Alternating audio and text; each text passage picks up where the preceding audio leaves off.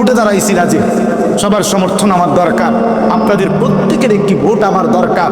এবার আপনি খারাইয়া মতেন আর বইয়া মতেন, এটা দেখার বিষয় না, আমার ভোট দরকার। না না, এজন্য প্রিয় ভাই রহম করো, রহম করো, এমন সুন্দর জীবন নষ্ট করো না, এমন মালিক বইল না। আল্লাহ বলছে রব্বিল আলামিন, আমি গোটা জগৎ সমূহের প্রতিপালক, আমি রব, আমি শুধু সৃষ্টিকর্তা না, আমি শুধু বানাইয়া ছেড়ে দেই নাই, আমি লালন করি, পালন করি।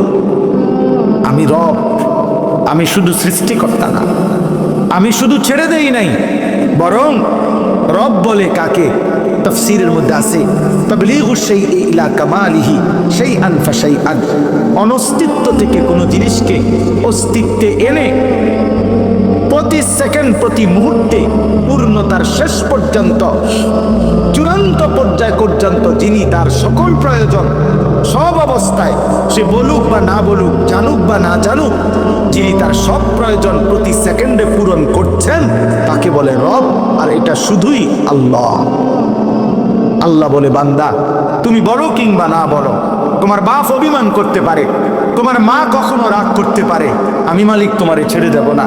তোমার যা দরকার তুমি আমারে ডাকো বা না ডাকো, সেজদা দাও বা না দাও, ঈমান আনো আর কুফরি করো, গোলামি করো আর নাফরমানি করো, আমি তোমাকে দিয়েই যাব, আমি তোমাকে খাওয়াইই যাব, আমি তোমাকে পান করাইয়াই যাব।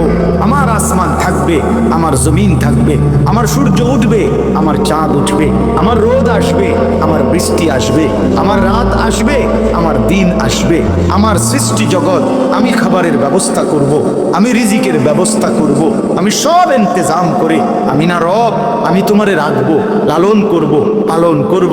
কেন? আর রহমানির রাহিম, আমি ভীষণ দয়ালু।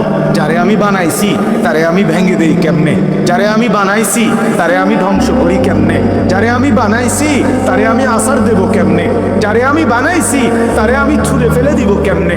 আমি না রহমান, আমি না রাহিম, আমি না ভীষণ দয়ালু, আমি না দয়াবান?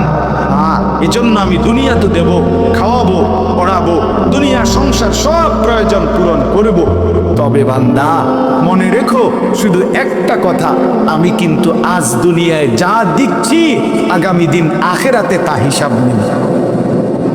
হযরত ওমর রাদিয়াল্লাহু তাআলা আনহু একদিন 3 দিন ক্ষুধার্ত থাকার পরে, তাফসীরের মধ্যে আছে 3 দিন ক্ষুধার্ত থাকার পর একটা 2টা খেজুর আর কয়েক ঢোক পানি পান করছে ওমর। তখন আল্লাহর নবী তখন দেখছে, নবীজি বলেন ওয়াল্লাহি লা তুসআলু আন হাযান নাঈম। ওমর, আল্লাহর কসম কিয়ামতের দিন তুমি ওমর এই 2টা খেজুর আর এইটুকু পানির হিসাবও আল্লাহর কাছে দিতে হবে, যে এইটুকু খেজুরের হক কি আদায় করছো, এই ঢোক পানির হক কি কে বদলা। সর্বশেষ কথা হলো আল্লাহ তাআলা বলেন, অতএব বান্দা আমি ব্যালেন্স করে বলছি, তোমার মুখ দিয়া প্রতিদিন আমি উচ্চারণ করাই সূরা ফাতিহা, এতবার তোমারে বলাইছি, না বুঝার কথা না। তুমি মনে নাই এটা কেমনে কইবা?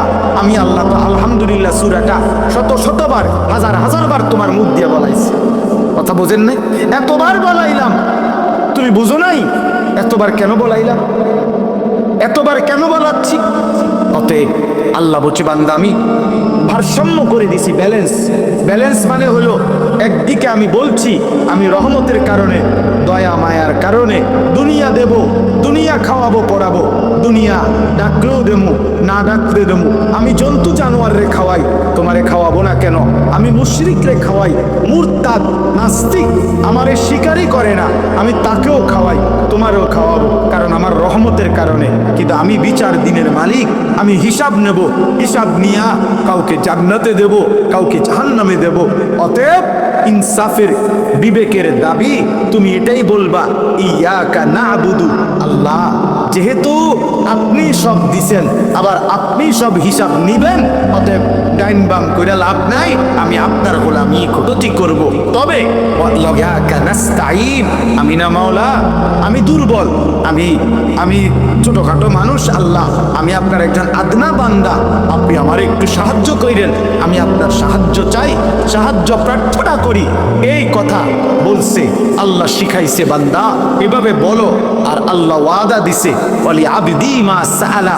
সূরা ফাতিহার তাফসীরের মধ্যে আছে আল্লাহ বারবার বলে, বান্দা তুমি যা চাইবে সূরা ফাতিহার মধ্যে দিল থেকে চাইলে আমি তাই তোমাকে দেব, তাই দেব, তাই দেব।